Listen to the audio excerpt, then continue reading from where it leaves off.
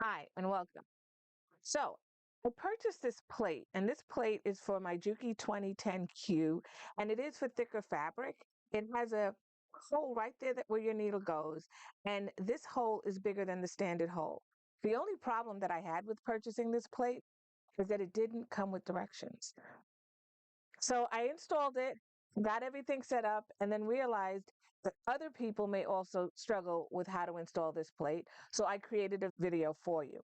By the way, my name is Catherine Maldonado, and I'm the curator and founder of Sew Your Bag, a subscription box service for bag makers as well as other bag making supplies. If you like this video, please don't forget to subscribe to get notified. And if you really, really like it, don't forget to give me a thumbs up. Believe me, all of this matters. Thanks a lot, and let's get started. Let's get started talking about the Juki thick fabric plate. So I purchased this for my Juki 2010 Q. I purchased it at Amazon. I will put the link in the show notes below if you're interested. It came in this plastic packaging, and the reason I'm doing this video is because it didn't really come with very good instructions. So it came with the throat plate. There were no screws. It came with these directions, and it shows you the hole for the throat plate here. But when you open it up, what I thought was directions are not. So it tells you it's for thick fabric, and then it'll tell you the large hole of the throat plate is suitable for thick needles. So that was it. There were no instructions.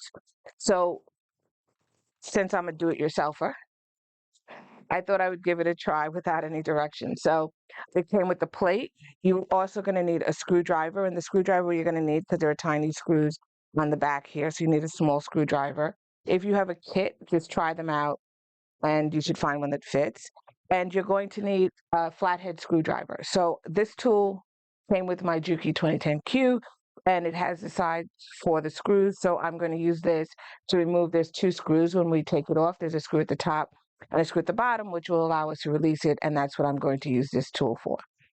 So once you have all of these pieces, all of these items, your plate, your Phillips, and your flathead screwdriver, you're then ready to install the plate.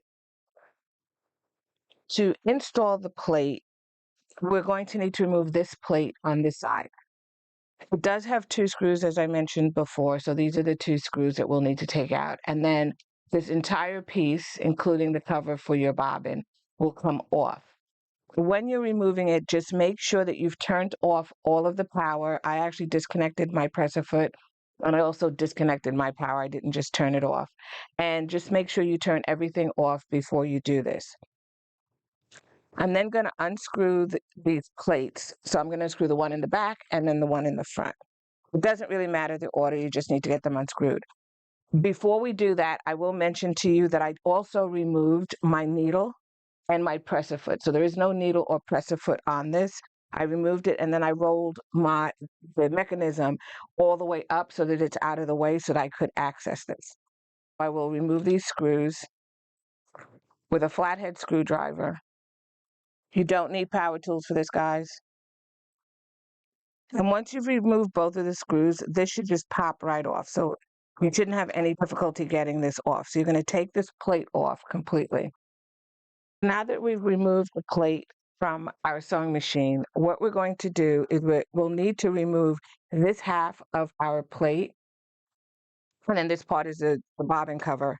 And we're going to replace this with the plate that's already on there. When we flip it over, we'll see that there are two places that it's joined, and it sort of creates this hinge-like effect. And there's one screw here, and there's one screw here. And we'll also notice as we do that, we can see that this piece here lays directly on top of this other piece that's here. So since this just came with this piece, what we can do is I'm going to leave this part here on, so I won't remove that screw. Instead, I'll remove this screw, and I'm going to replace this on here. So just make sure you take a look at it and see how it's hinged on there. I'm just going to fold this back. I'm going to unscrew this using my Phillips head screwdriver, and it should come off fairly easily. And once it comes off, you'll see that it comes apart. You'll also notice that that little piece popped off because it is hinged. Okay, so you have this small piece right here, and this is the piece that was actually sitting directly under here.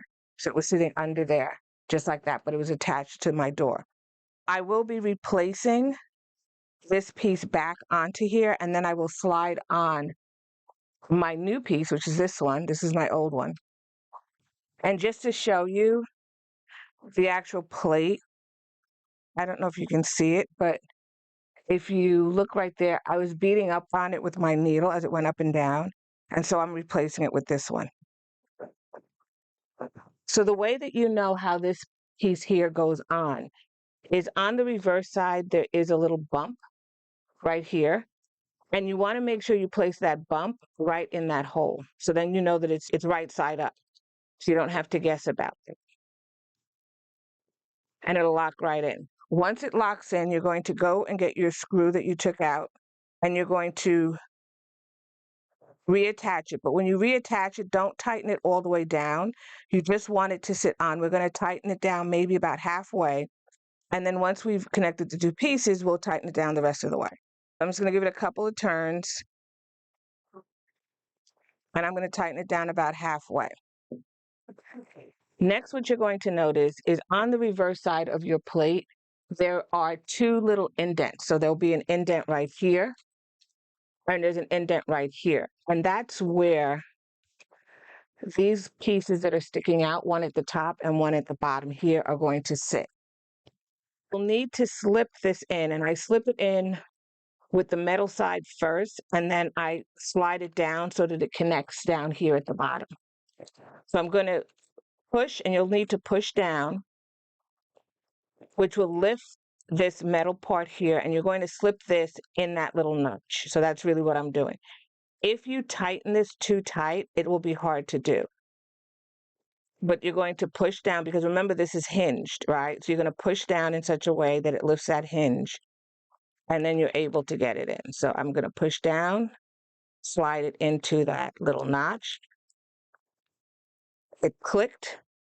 Once it clicks in there, if it's fully clicked in, it's not going to fit here. So you want to make sure you lift or rotate and you place that right in there. So once it's notched in here at the top and you slid it in, and you can see on the back, it's totally in. You're then going to rotate the plate. If your door is lower down, just rotate it a little bit and just sit it on top of that. And then what happens if you flip it up and down like this, you can see that it's hinged, right? The last thing we need to do is tighten that screw.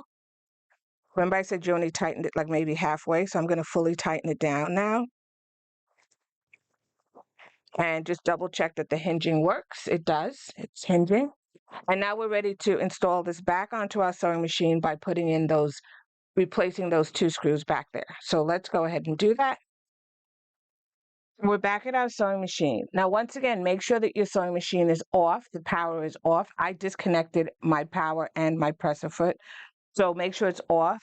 It will be open because we have to put the plate back on. So we're going to grab our plate that we purchased and that we've totally put back on. I find it easiest either to leave it up so that then this is totally flat. If you want, you can put it back down, but you'll have to push. You see how that bows? You'll have to push it down. So either way is fine. You just need to put the screws back. So I'm going to put them back. I'll start where I finished, which is at the front. It doesn't matter the order. Just put them back in there. Grab your straight screwdriver. Now I will do half first on the front and then do the half on the back. So I'll screw it halfway on the front. Then I'll grab my other screw and screw halfway on the back. That's just a habit I have, installing things with screws. And then once they're both in there halfway, I will tighten them down. Okay, so now both of my screws are in there, and I will tighten them down. So I'll tighten down the front all the way, and then I will tighten the back. It definitely helps to remove your needle. So make sure that you have removed your needle and don't put your needle back in until you have everything in place.